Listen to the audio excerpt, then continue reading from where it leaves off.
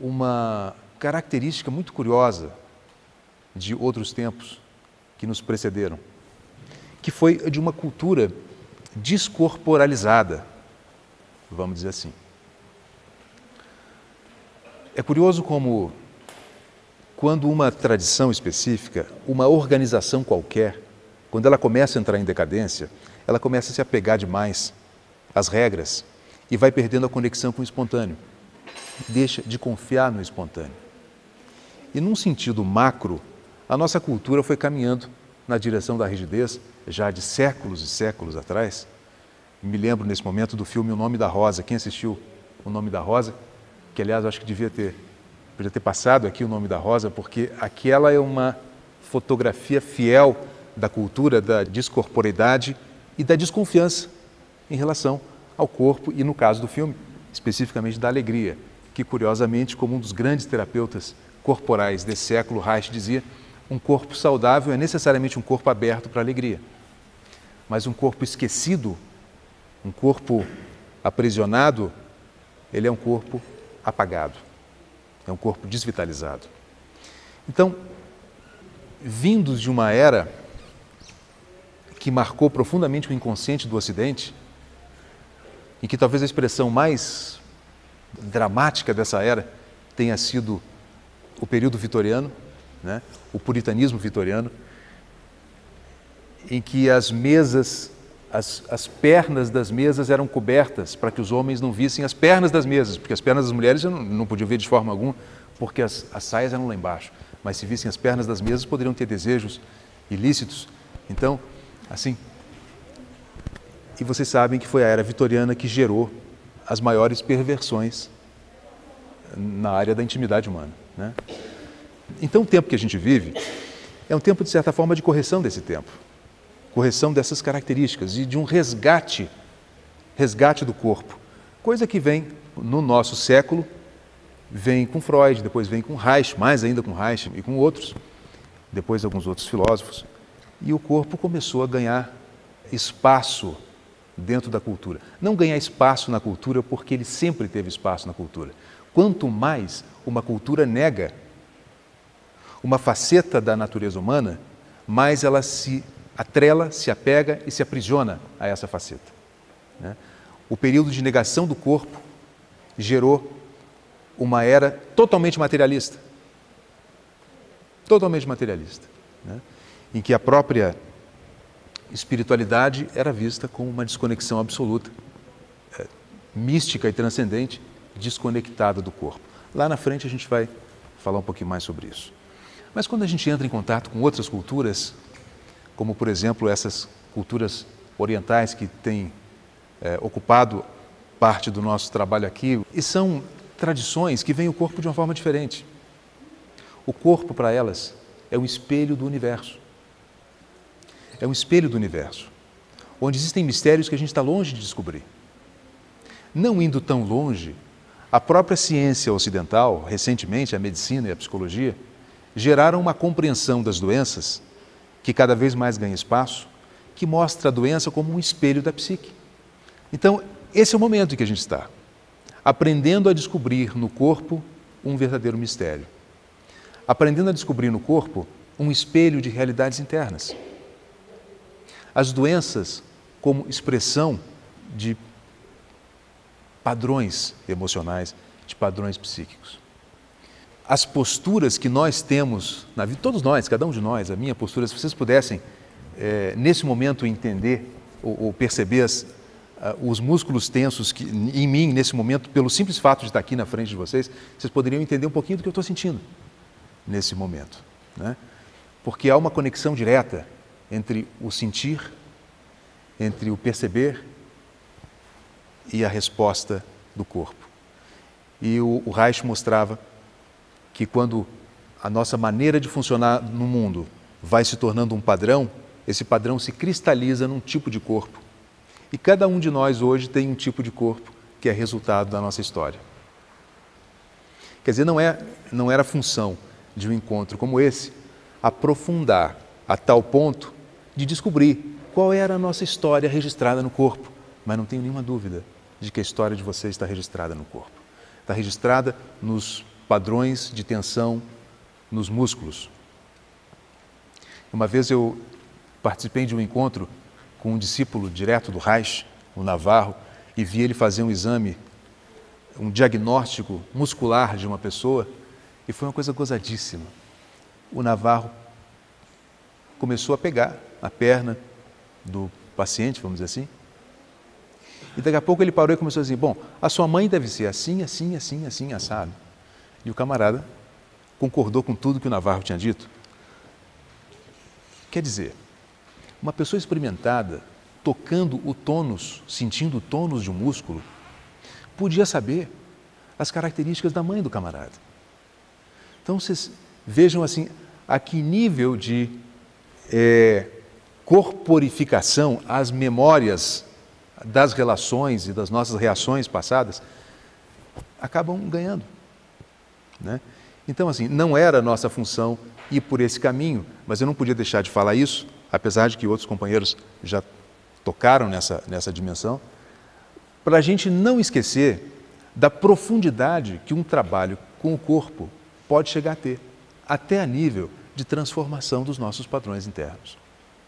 O Reich usava uma imagem assim, dramática para falar das tensões musculares, porque ele definiu o músculo, aliás, foi o Lowen que fez isso, disse isso. Um músculo tenso é um músculo amedrontado e, por consequência, é um músculo enraivecido, porque todo medo vem da contenção do movimento espontâneo. Todo medo vem pela força violenta ou repressora ou limitadora de fora. E essa postura de resposta, de proteção em relação à agressão de fora, gera essa tensão de medo, de insegurança, que fica cristalizada no músculo e, portanto, ele chama o músculo de um músculo amedrontado. Quer dizer que se nós fôssemos parar agora para olhar, nesse exato instante, olhem para o corpo de vocês, sintam o corpo de vocês. Onde é que está tenso agora? E vocês vão descobrir um pouquinho da história muscular, porque o que está tenso agora provavelmente costuma estar tenso sempre. E aqui, nesse exato instante, você vai descobrir que dentro de você traz uma estrutura de medo, músculos amedrontados. Amedrontados porque precisaram, esses músculos, se proteger de um mundo equivocado em relação à natureza humana. Não é que eles têm nada de mal, não é que eles têm uma percepção equivocada. Não.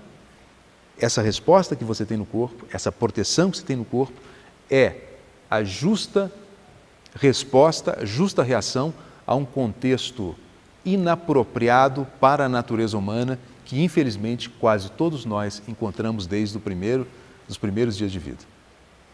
Então, o barato de um encontro como esse é que a gente está fazendo cultura. Na medida em que a gente gera essas ideias, assimila isso dentro da gente, começa dentro da gente a fazer uma mudança de visão e uma mudança de ação, a gente tem condições de criar novas relações, novas atmosferas pessoais que vão transformando esse mundo tão inapropriado para pessoas, na minha opinião, num mundo mais próprio, num mundo mais adequado, né? Eu tenho um amigo, um acupunturista, que me contou uma história muito interessante sobre essa coisa de memória do corpo. Ele disse que teve um paciente que estava consertando o telhado da casa dele, no Canadá, onde ele mora, e o paciente escorregou do telhado, caiu do telhado, e ele só não foi lá para baixo porque ele ficou se segurando com um braço num lugar firme que ele achou, e não caiu, ficou pendurado, olhando para baixo, segurando com um braço só, nem com o outro ele conseguia mais puxar. E aqueles minutos dramáticos, até alguém conseguiu uma escada para chegar lá e tirar o camarada do lugar, foram suficientes para causar uma luxação profunda aqui nos músculos. E ele começou a ter uma dor na articulação muito forte, que não passava com nada. E ele foi procurar esse acupunturista, que é um acupunturista bem conhecido, e ele deitou na maca. Na hora que o acupunturista colocou uma agulhinha num ponto doloroso, na hora que entrou a agulha, o camarada deu uma exclamação e desmaiou. Claro que o meu amigo ficou preocupado com o que podia ter acontecido, né? Quando o paciente acordou, o paciente relatou que na hora que entrou a agulha, ele se sentiu como se estivesse no telhado, se segurando de novo. Voltou toda a imagem, voltou todo o sentimento do momento, do pavor do momento, ele desmaiou pelo pavor, na cama do acupunturista, na maca do acupunturista. Alguém já deve conhecer Maturana e Varela. Mostrou uma coisa interessante a respeito das tensões e do estresse. Eles mediram as reações fisiológicas de pessoas sob diferentes condições, em diferentes respostas, né? E concluíram que as atitudes tomadas a partir de premissas que vão contra o código ético do indivíduo geram um estado de tensão e de estresse. Quer dizer, o organismo reage de uma forma tensa sempre que alguém age fora do seu código ético. Dá para medir direitinho o que acontece em vários parâmetros fisiológicos quando o indivíduo age assim. E ele mostrou também o contrário, quando uma pessoa age de acordo com seus sentimentos, né, mais verdadeiros, a resposta orgânica é de distensionamento. Aí um colega nosso da psicologia propôs, a partir dessas pesquisas, que a melhor forma de autoajuda é agir a partir dos sussurros dos seus sentimentos. Ou seja, a partir de suas crenças verdadeiras, do seu código ético. Né? Esse tipo de atitude gerada a partir desse centro, eu quero fazer uma conexão disso com o sentimento, seria para ele a melhor forma de autoajuda. Porque coloca o seu corpo numa condição de distensionamento, numa condição favorável à saúde. E que conexão tem isso com o sentimento? Porque o sentimento é a síntese da nossa experiência. Existem muitas diferenças entre sentimento e emoção, várias formas de diferenciar os dois. Eu uso, e nessa nossa conversa eu estou usando a seguinte diferenciação. Sentimentos são os movimentos internos que você percebe alterando a sua qualidade afetiva. Emoções são os movimentos internos, né, que você se dá conta e que tem uma força suficiente para gerar ação. Inclusive a palavra emoção vem de movere, de colocar em atividade. Né? Então o sentimento funciona como uma síntese da sua condição existencial.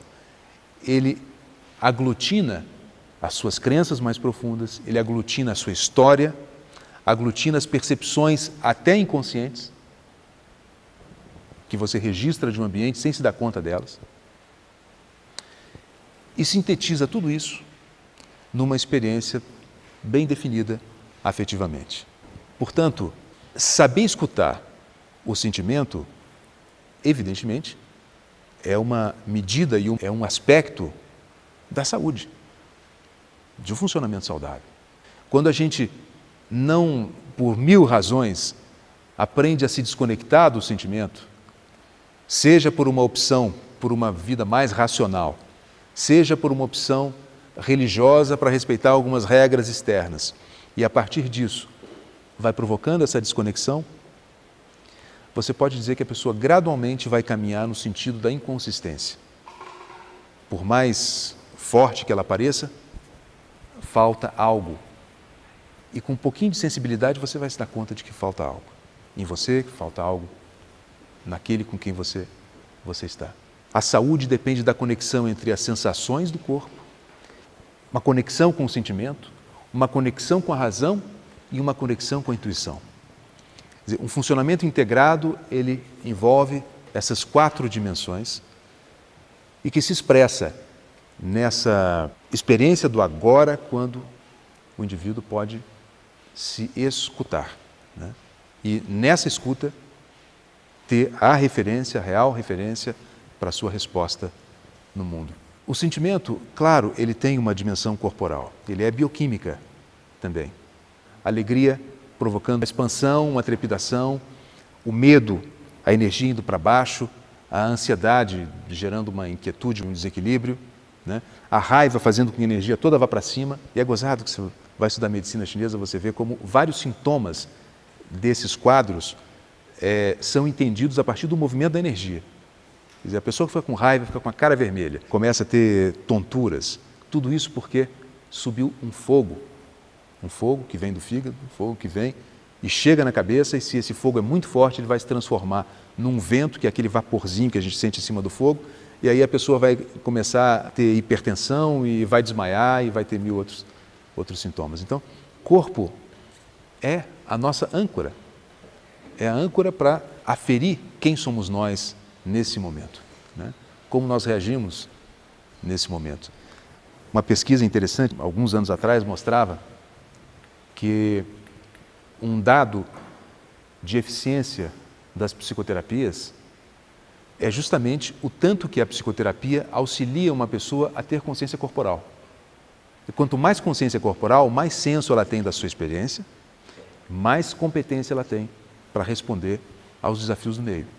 Para não ficar muito na fala, eu vou propor a vocês um experimento agora. Só para a gente checar, não vai ser um experimento que vai mexer muito, não precisa nem sair da cadeira. Eu vou propor o seguinte: primeiro, fechem os olhos, se coloquem numa posição relaxada, voltem atrás na memória, até o último momento, hoje, ontem, anteontem, que vocês sentiram alguma emoção um pouco mais forte, algum sentimento um pouco mais forte. Tentem voltar à cena, deixem a cena como um cineminha na tela mental. Estejam dentro da cena, entra na cena. Tenta observar o que você está sentindo agora. Agora tenta localizar no seu corpo onde está esse sentimento. Dê um tempinho para você mesmo para localizar exatamente aonde que está no corpo esse sentimento. Agora, se você já localizou, focalize esse sentimento, coloque a sua atenção como se fosse uma lanterna, focalizando bem esse sentimento, essa reação corporal. Tente amplificar um pouquinho essa sensação. Fique em contato com isso. Fique em contato um pouquinho mais com isso. Observe o que acontece. O sentimento cresce ou diminui quando você está em contato. Ok, vamos abrindo os olhos. Algumas pessoas não conseguiram localizar no corpo. Pode ser que a imagem já não tenha mais o poder de evocar esse sentimento, ou pode ser que a consciência corporal, pelo menos nessa região, e eu quero fazer um comentário sobre isso, nessa região, ela não esteja ativada, né? Nessa região por quê? Porque todos nós temos algumas regiões que são consideradas áreas cegas, são mais difíceis de nós tomarmos consciência delas. Em geral, é onde as doenças vão aparecer. Eu estou vendo agora do ponto de vista da percepção. Do ponto de vista da percepção, quando a gente tem dificuldade de contactar uma região, significa que a energia não flui bem ali. Mais para frente eu vou voltar a esse ponto, mas a energia não flui bem ali. Frequentemente, ali vai acabar surgindo um sintoma. Pode ser que não, mas vai surgir um sintoma. Por quê? Porque tem uma dinâmica energética, eu vou entrar mais nisso mais tarde, você deixa só uma introduçãozinha agora. Tem uma dinâmica energética que explica isso. Bom, quem sentiu no corpo? Sentiu no corpo por quê?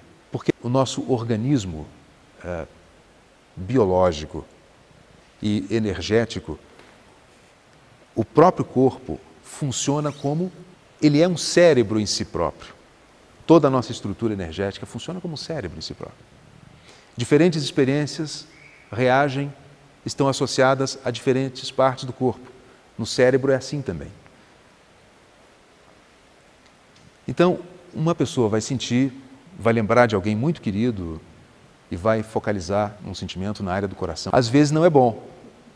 Não é bom quando o tipo de experiência provoca um fechamento dessa região. Então, o que acontece? Ao invés de expandir a energia, que é o que acontece quando a gente sente uma coisa boa, a energia se expande, agora mesmo a gente está falando da alegria, expande, né? Um sentimento de mágoa ou de tristeza vai contrair. Vai contrair. E a pessoa vai sentir o quê? Ela vai sentir na região do peito, ela vai sentir um desconforto. Mas a gente poderia, se fosse aprofundar isso, pedir para quem sentiu a contração, focalizar de novo, ficar em contato com a contração, né? E perguntar para a contração o que é que está acontecendo. A própria contração fala, vocês vão achar uma besteira, mas é verdade. O seu corpo vai responder para você. E aí, ficando em contato com isso, né? Clareando mais o que está acontecendo e ficando em contato mesmo, gradualmente isso vai desaparecendo. Quando você tira a consciência da contração energética, do lugar onde você sentiu desconforto, porque não quer sentir, porque não quer sofrer, ali vai se formando como uma espécie de calo energético, uma área vazia. Começam esses pontos cegos que eu estou falando. Uma área onde não circula direito, onde está associada a tipos de sentimentos que são dolorosos e por isso a gente foge. Assim como um acupunturista coloca uma agulhinha e na dimensão etérica, a dimensão sutil do corpo, ele faz essa energia se espalhar, a consciência vai funcionar como uma agulha de acupuntura. Se você coloca a consciência na região, isso que eu estava propondo, coloca na região, no lugar do desconforto, fica em contato com isso, não foge, fica em contato, começa a perguntar e dialogar, o próprio foco da consciência dissolve. A consciência é a única coisa que cura. A consciência dissolve. E isso começa a limpar. Né? Isso começa a limpar. Aprender a lidar com essas tensões orgânicas, com esses movimentos da energia, acaba sendo uma coisa importante para quem está fazendo um caminho de autoconhecimento. Porque são realidades energéticas muito vivas, tem um funcionamento ali mais ou menos explicável para a gente, como funciona.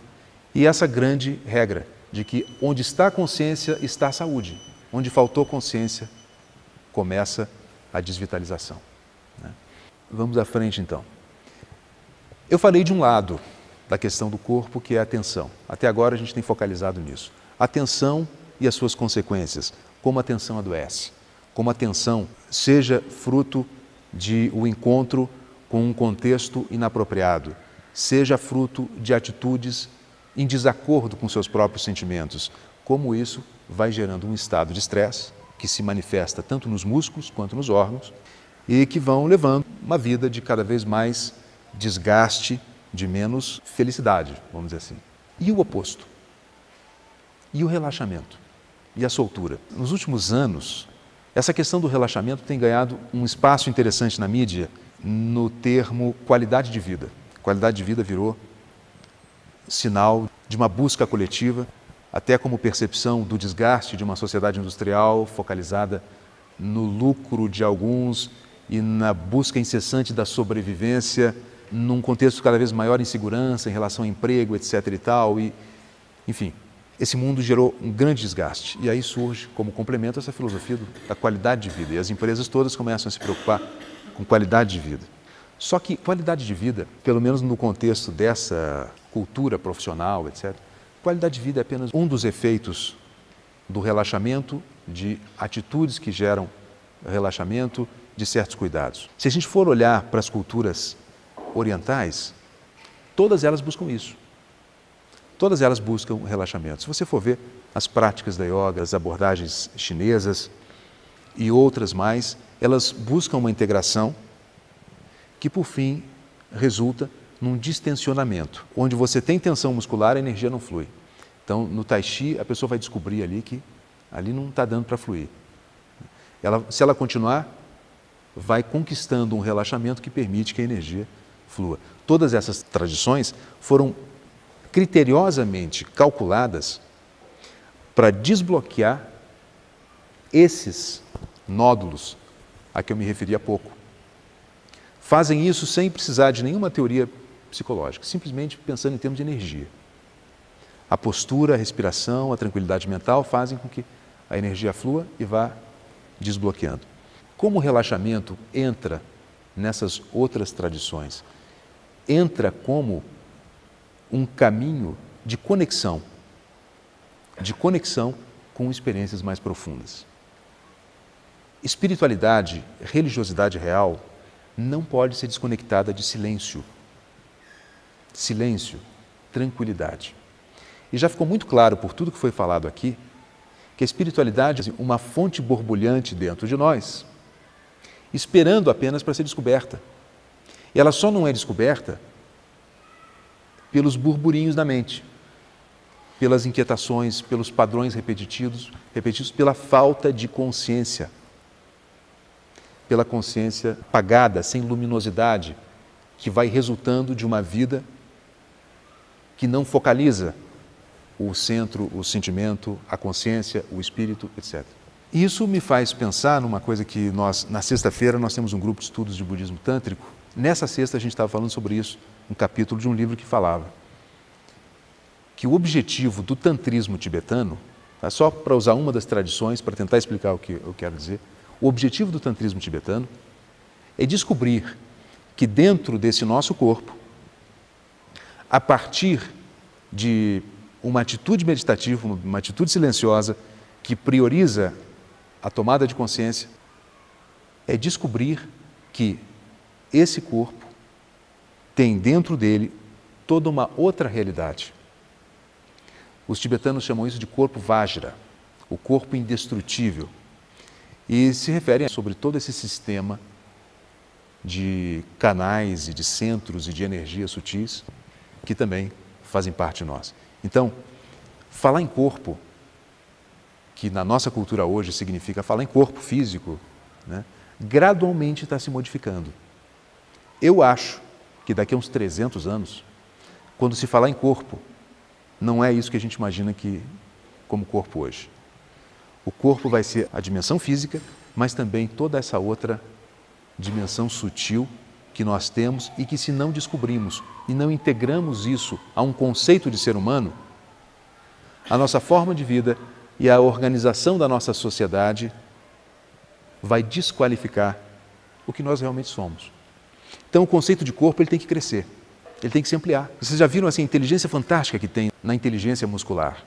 A inteligência orgânica nem se fala, que a gente, pela medicina, sabe o barato que é o funcionamento de um corpo. Agora, tem toda uma outra dimensão, tão real ou mais real do que essa física. Práticas como o yoga e como o tai chi permitem até sentir o fluxo da energia. Eu já vi, existem livros publicados sobre isso. O fenômeno da exteriorização dos meridianos. O lugar onde passa a energia, ele se modifica.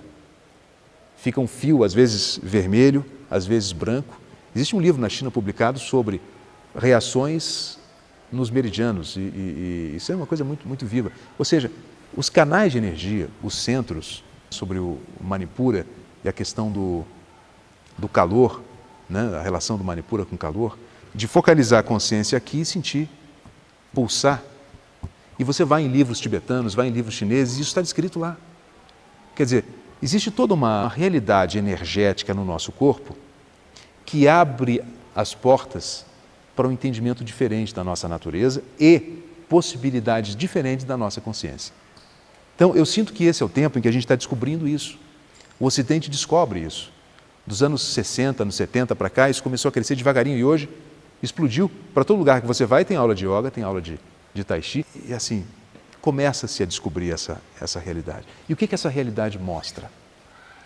Que a nossa consciência, exatamente como eu falava agora há pouco, você lembra de uma experiência e essa experiência ela remexe com uma dimensão sua, alguns foi aqui no peito, outros pode ter sido no plexo solar, outros foi no ombro, em algum lugar. Quer dizer, existe essa relação tão viva entre consciência e corpo. Consciência e corpo. Lembrar de algo significa mexer com o corpo, mesmo que a gente não perceba. Que essas culturas trabalham com o inverso. Mexer com o corpo, mexer com essas energias, pode provocar alterações de consciência. E isso pode ser uma via para a gente remodelar o que a gente entende sobre o ser humano. Eu tenho certeza que o conceito de saúde, já dá para dizer que ele vai continuar o mesmo, porque, se eu não me engano, há pouco tempo a Organização Mundial de Saúde introduziu... Você lembra de como é que é a definição? Era assim, é um bem-estar físico, psíquico e social, não só a ausência de doenças. Me parece que há um ano ou dois introduziram a questão espiritual também aí nesse conceito. Quer dizer, um conceito focalizado na interação, no equilíbrio, né? A questão é até onde espiritualidade tem a ver com saúde. Na vida de vocês, vocês acham que a espiritualidade de vocês interfere de que jeito na sua saúde? Ou não tem nenhuma relação uma coisa com a outra? De que jeito? Qual jeito? Como é que vocês entendem isso? Que efeito que provoca em vocês de não ter doença, não sentir nada?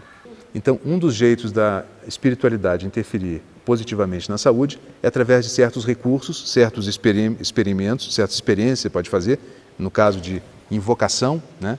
Você invoca uma força e ela modifica o seu estado. Quer dizer, conexão com a natureza. Uma boa religiosidade, ela proveria um certo estilo de relação com as pessoas e com a natureza que reverte em saúde física. Ou seja, uma orientação que permite gerar bons sentimentos e um tipo de relação com os outros que faz bem para os outros e faz bem para você.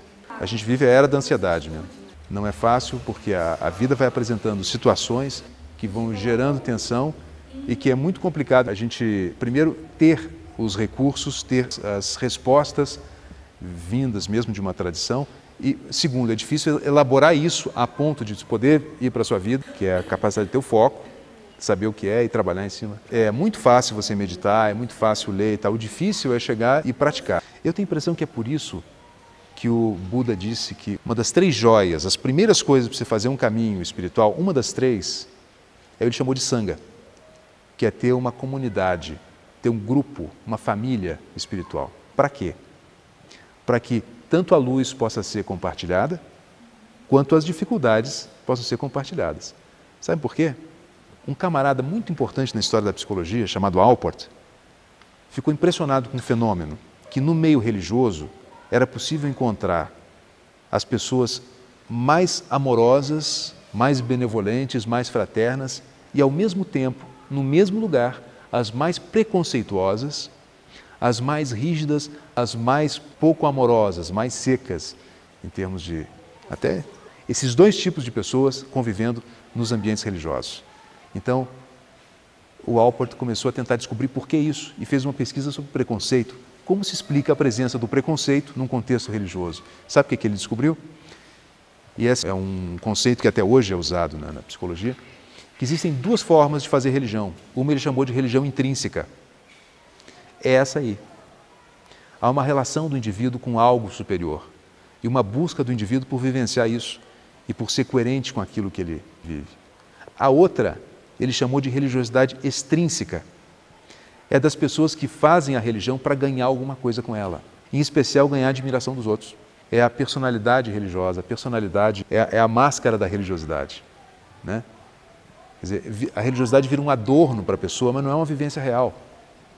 Essa religiosidade, ela não está associada nas pesquisas, não está associada à saúde. Essa está associada a preconceito. A intrínseca está associada a bem-estar emocional e bem-estar físico.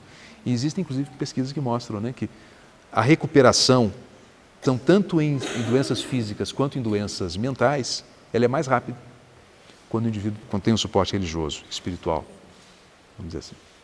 Então, isso nos remete à importância da espiritualidade na nossa vida e a conexão dela com o corpo em vários níveis, da doença e da saúde física, no nível da saúde dos sentimentos, ou seja, a conexão com os sentimentos, a aceitação dos sentimentos, porque a religiosidade real, a espiritualidade real, ela parte de uma busca por se compreender.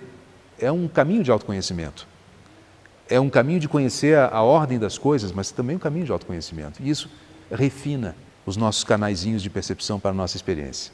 A outra religiosidade, ela faz exatamente o contrário.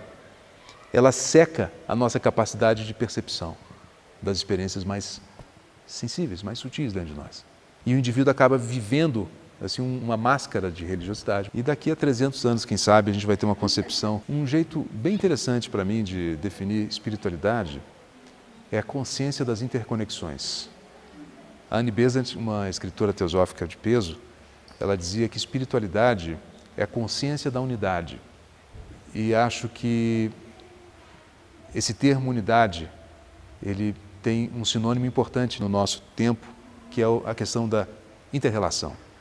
A inter-relação entre todas as coisas, da interconexão entre todas as coisas. Então, espiritualidade é se abrir para essa conexão. É se abrir para essa conexão com o mais alto e com o mais próximo, por consequência, com o interior e com o exterior. E, curiosamente, o corpo não é mais do que um grande sistema de conexões, né? A pele, que é considerada o maior órgão do corpo, é um órgão de troca.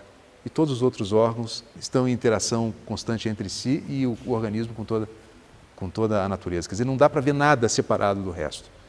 E eu acho que a gente caminha, tomara que menos do que 300 anos, para compreender e fazer as modificações conceituais que a gente precisa fazer. Isso é importante, né? Porque quando muda a nossa maneira de olhar, aí começa a mudar também a nossa maneira de agir. Porque não tem ética que funcione que não seja a partir dessa referência, a referência da conexão entre todas as coisas.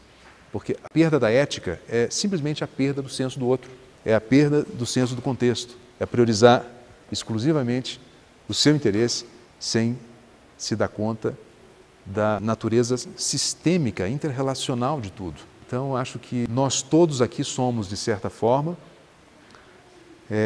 conspiradores. E qual é o tema da nossa conspiração? O tema da nossa conspiração é essa transformação. É isso aí, corpo, mente, espírito e amor. Quer dizer, um outro jeito de ver a nós mesmos, vermos os outros, né? Entender a nossa relação com a natureza, entender que o nosso corpo não é só essa dimensão física, que nós somos muito mais do que isso. E tem um lindo caminho pela frente, um caminho de reflexão, um caminho de meditação, um caminho de experimentação, até provocar todas essas transformações do verdadeiro conspirador. Porque esse conspirador, ao contrário dos conspiradores do passado, ele não trabalha buscando derrubar sistemas externos. Ele tem que trabalhar buscando derrubar sistemas internos, porque é dentro de nós que existe o grande limite.